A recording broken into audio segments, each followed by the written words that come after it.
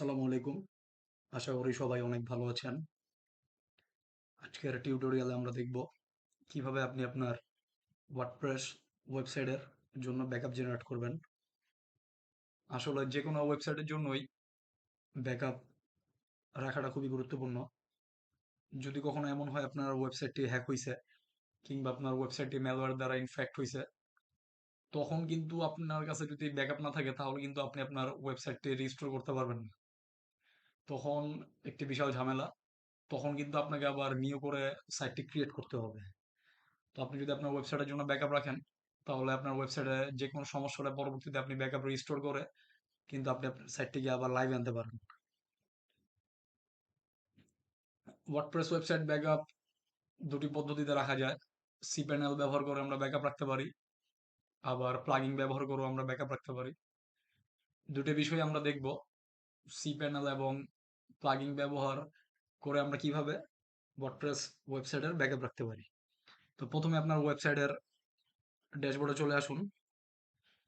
Dashboard থেকে click করুন প্লাগইনসে।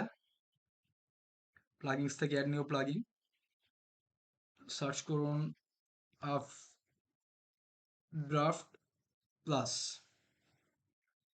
প্লাগইনটি দেখতে পাচ্ছেন, draft plus WordPress backup and migration plugin. আমি ইনস্টল করেছি এবং অ্যাক্টিভেটও করেছি। আপনি ইনস্টল এবং অ্যাক্টিভেট করে নেবেন। এখন আমি প্লাগইনে চলে যাচ্ছি। প্লাগইন থেকে আমি চলে যাব সেটিংসে। সেটিংস থেকে আবারও চলে যাব সেটিংসে।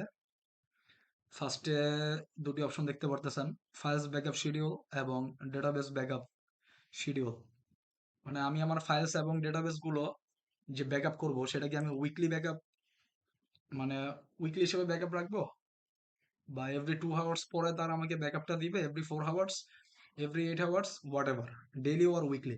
মানে আমি কখন আমার ব্যাকআপটা চাচ্ছি বা কয়দিন পর পরে আমার ব্যাকআপটা হবে, ওয়েবসাইটের ব্যাকআপটা জেনারেট হবে, সেটা আমি এখান থেকে ফিক্স করে দিব। আমি উইকলি দিচ্ছি দুটাতেই। আপনার যেটা ভালো হয় আপনি সেটা ইউজ করবেন। নিচে আরেকটি অপশন দেখতে পাচ্ছেন, চুজ ইউর রিমোট স্টোরেজ। আমরা যে ব্যাকআপটা জেনারেট করলাম, মানে আমাদের সপ্তাহে সপ্তাহে যে ব্যাকআপটা জেনারেট হবে, সে ব্যাকআপটা কোন স্টোরেজের মধ্যে আর কি ব্যাকআপটা থাকবে। এখানে অনেকগুলো রিমোট স্টোরেজ দেখতে পাচ্ছেন। আমি চাই আমার ব্যাকআপ গুলো গুগল ড্রাইভের মধ্যে স্টোর হোক। তো আমি এখান থেকে গুগল ড্রাইভটা সিলেক্ট করে দিব। তারপর নিচে আরেকটি অপশন দেখতেছেন, গুগল ড্রাইভ ফোল্ডার। মানে গুগল ড্রাইভ, আমার যে গুগল ড্রাইভ, যে ড্রাইভের মধ্যে আমার ফাইলগুলো থাকবে, ঠিক আছে, এবং যে ড্রাইভের মধ্যে আমার ফাইলগুলো থাকবে সে ফাইলগুলো ড্রাফট প্লাস এই প্লাগইন, মানে সরি, এই ফোল্ডারটার মধ্যে আর কি আমার ব্যাকআপ গুলো থাকবে। এখান থেকে একটি ফোল্ডার নাম আপনি দিয়ে দিতে পারেন, যে ফোল্ডারের মধ্যে আর কি আপনার ব্যাকআপ গুলো জেনারেট হবে। অথেন্টিক উইথ গুগল, এটা আমি সাইন ইন করবো একটু পরে। এছাড়া এখানে বাই ডিফল্ট ভাবে যেগুলো আছে সেগুলো টিক দিয়ে রাখবেন। এখানে মেইলে চেক দিয়ে রাখতে পারেন, যখন ব্যাকআপ আর কি ক্রিয়েট হবে তখন আপনার মেইলে আর কি তারা জানাই দিবে বিষয়টা। আমি আপাতত সেভ চেঞ্জেস করে সেভ করতেছি। সেভ করার পরে আমি এখন একটি সেভ করেছি আমি ফাইলটা। এখন আমি যে রিমোট স্টোরেজটি সিলেক্ট করে দিছি, আই মিন গুগল ড্রাইভ, তো আমাকে একটি মেইল অ্যাকাউন্টের সাথে আপড্রাফটের সাথে কানেকশন করে দিতে হবে। বিকজ আমার তাহলে আমার যে ব্যাকআপ গুলো আছে সেই ব্যাকআপ গুলো তখন দেখা গেছে আমার ওই মেইলের ড্রাইভের মধ্যে স্টোরেজ হবে। তো আমি করতেছি, এখন সাইন ইন উইথ গুগলে ক্লিক করতেছি। আমি এই অ্যাকাউন্টের সাথে কানেক্ট করব, এখানে অ্যালাউ দিতেছি। দেখতে পারতেছেন আমার এটা হয়ে গেছে। তো আমি এখন কমপ্লিট সেটআপে ক্লিক করব। সেটআপে ক্লিক করে যদি এখন সেটিং এ আসি দেখতে পারবেন যে এখানে বলতেছে অথেন্টিক উইথ গুগল অপশনে যে you appear to be already authenticated. That's mean আমি আমার গুগল অ্যাকাউন্টের সাথে আপড্রাফট কে অথেন্টিক করে দিছি। এখন যদি আমি ব্যাকআপ রিস্টোরে ক্লিক করি এবং যদি ব্যাকআপ নাও অপশনে ক্লিক করি, এখন যদি আমি ব্যাকআপ নাও ক্লিক করি তাহলে কিন্তু আমার জন্য ব্যাকআপ গুলো জেনারেট হবে। এই যে দেখতেছেন যে ব্যাকআপ জেনারেট হচ্ছে। আমি চাইলে এখান থেকে ডাউনলোড করতে পারবো আমার ব্যাকআপ গুলো, আমি চাইলে কিন্তু এখান থেকে ডাউনলোড করতে পারবো। তো আমি সেটিংসে যেই ফাইলগুলো ইনক্লুড ইন ব্যাকআপস ফাইলের মধ্যে দিছিলাম, সে ফাইলগুলো এখানে স্টোর হবে ব্যাকআপ আকারে। ব্যাকআপ হইতে একটু টাইম লাগবে, সময় লাগবে। তো আমি স্কিপ করে যাচ্ছি, আর অপেক্ষা করতেছি না। তো আমি এখন সি প্যানেলে চলে যাই। সি প্যানেল থেকে কিভাবে আপনি ব্যাকআপ জেনারেট করবেন আহ, সেটাও দেখা খুব দরকার। যদি একটু নিচে আসি, দেখেন এই যে আমার ব্যাকআপটা জেনারেট হয়ে গেছে। এখন যদি আমি ডেটাবেস প্লাগিং থিমস আপলোডস আদার এগুলো আমি একটা একটা করে ডাউনলোড করতে পারবো। তো এখন আমি সি প্যানেলে চলে যাচ্ছি। সি প্যানেল থেকে কিভাবে ব্যাকআপ রাখবেন, ফার্স্টে আমি লিখবো ব্যাকআপ। ব্যাকআপ লেখার পরে ব্যাকআপে ক্লিক করব, একটু সময় লাগবে।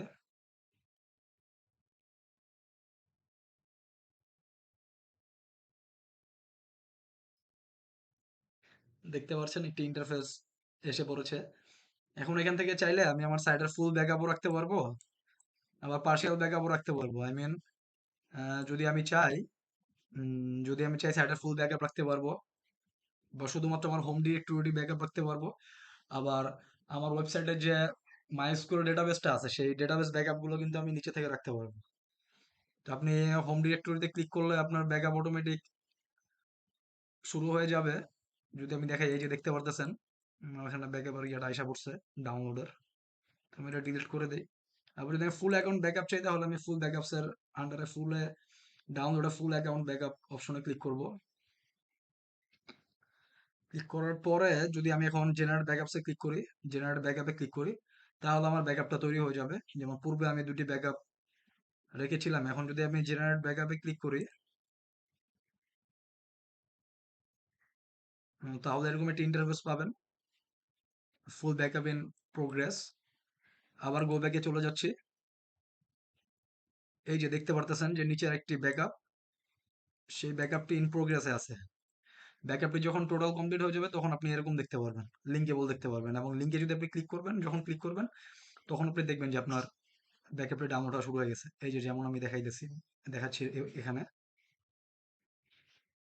তো এটি কমপ্লিট হয়ে গেলে তখন লিঙ্কেবল হয়ে যাবে নিচের লাইনটি। তো দেখতেই পারলেন কিভাবে আপনি আপনার ওয়ার্ডপ্রেস ওয়েবসাইটের ব্যাকআপ জেনারেট করবেন, সেটা সি প্যানেলের মাধ্যমে কিংবা প্লাগিং এর মাধ্যমে। আপনার আরো বেশ কিছু প্লাগিং আছে, যে প্লাগিং গুলো ইউজ করে আপনি আপনার সাইটের ব্যাকআপ রাখতে পারেন। সেই প্লাগিন গুলো নিয়েও আমরা বিস্তারিত পরবর্তী ভিডিওগুলোতে আলোচনা করব। আর যদি ভিডিও দেখেও কারো করতে বা বুঝতে অসুবিধা হয়, তখন এখানে ব্লগ আছে।